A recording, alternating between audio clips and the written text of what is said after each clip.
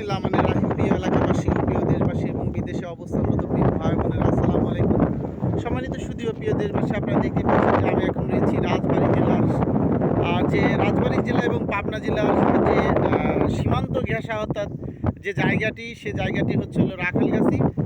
দেখতে পাচ্ছেন যে পর্যাপ্ত পরিমাণ আসলে গরু দেখতে আমাদের দেশ, আপনারা জানেন যে কৃষি স্বয়ংসম্পূর্ণ একটি দেশ, যে দেশে কৃষকেরা প্রতিটি পরিবারেই, কৃষকের পরিবারে আমরা জানি যে পশুপালন করে থাকেন।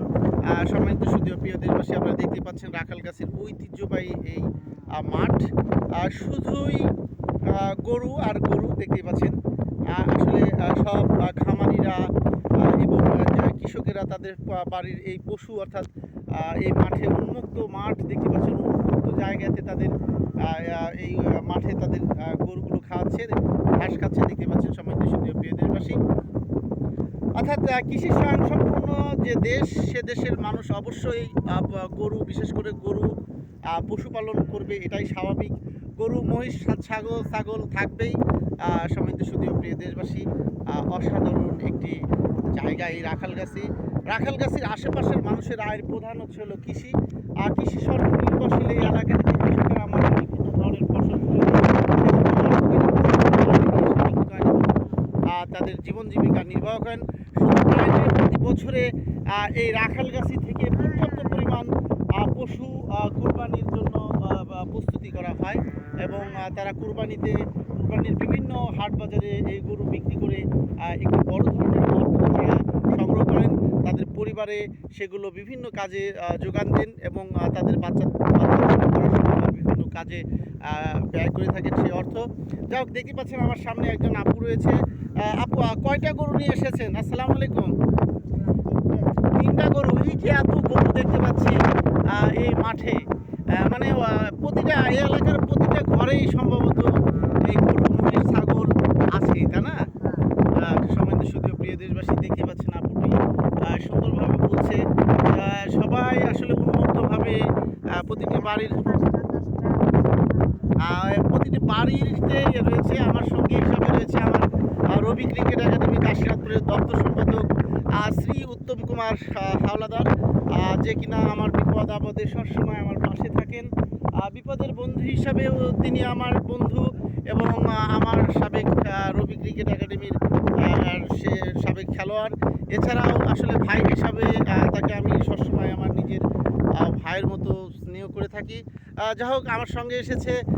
কেমন লাগছে আসলে এই যে রাখালগাছির এই যে এত সৌন্দর্য এবং রাখালগাছির মানুষের যে কৃষি প্লাস কৃষি, এই যে কৃষকের প্রতিটি ঘরেই যে পশুপালন, এটা দেখতে আপনার কেমন লাগছে? বাংলাদেশ কৃষি নির্ভরশীল দেশ।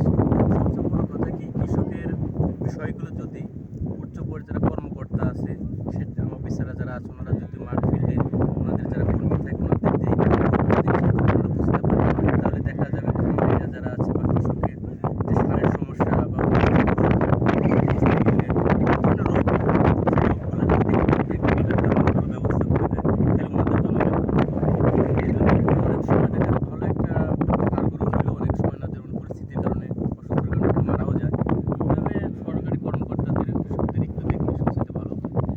ধন্যবাদ শ্রী উত্তম কুমার হাওলাদার, রবি ক্রিকেট একাডেমি কাশীনাথপুরের দপ্তর সম্পাদককে।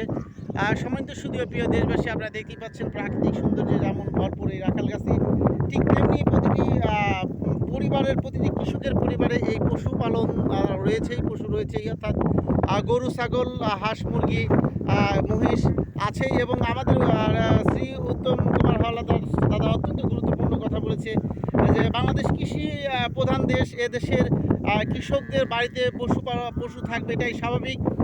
সরকারিভাবে যে উপজেলা পর্যায়ে যে কৃষি কর্মকর্তারা রয়েছে বা পশুপালনের যে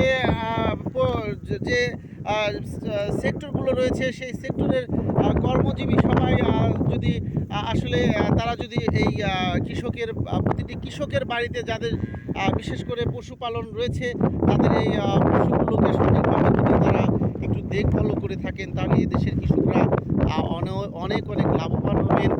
তারা বিভিন্ন আমরা জানি যে বিভিন্ন ধরনের গরু, মহিষ, ছাগল, হাঁস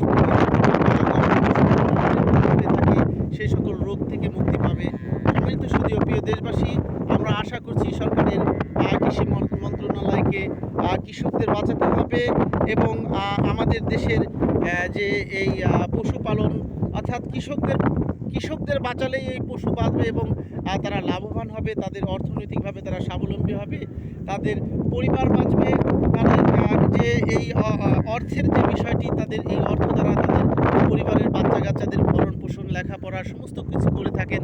সম্মানিত সুধীয় প্রিয় দেশবাসী, রাখালগাছির এই ঐতিহ্যবাহী কৃষক এবং কৃষি পরিবার যারা রয়েছে তারা দেখতেই পাচ্ছেন যে তাদের জীবন জীবিকা কেমন, অত্যন্ত সাধারণভাবে জীবনযাপন করেন। আমার সামনে দুজন সাধারণ একবারে সাদাসিধে মানুষ রয়েছে, দুজন কৃষক। আসসালামু আলাইকুম ভাই, কয়টা গরু নিয়ে এসেছেন আজকে? উন্মুক্ত পরিবেশে দেখতে পাচ্ছি যে ঘাস খাচ্ছে গরুগুলো। 10টা। আপনি কয়টা আনছেন?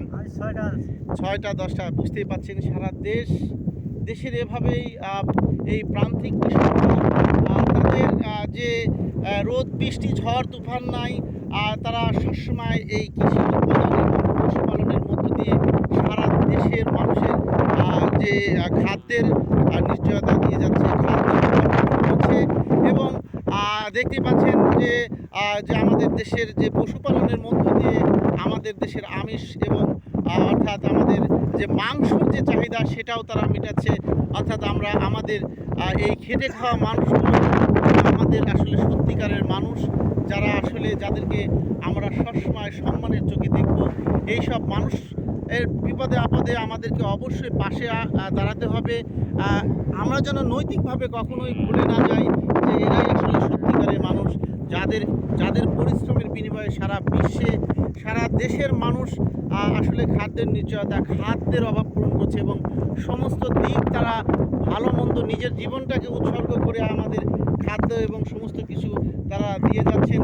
সব লোকের আমরা আমাদের রবি ক্রিকেট একাডেমি কাশিনাথপুরের পক্ষ থেকে দোয়া করি আল্লাহ যেন তাদেরকে শারীরিক সুস্থতা রাখে এবং শারীরিকভাবে তারা যেন সুস্থ থাকেন, দীর্ঘায়ু হন এবং সমস্ত কাজে যেন তারা সফলতা। প্রিয় দেশবাসী, আমি আপনাদের মাঝে আবারও ভালো কিছু নিয়ে ফিরে আসবো ইনশাল্লাহ। আসসালামু আলাইকুম রহমতুল্লাহ।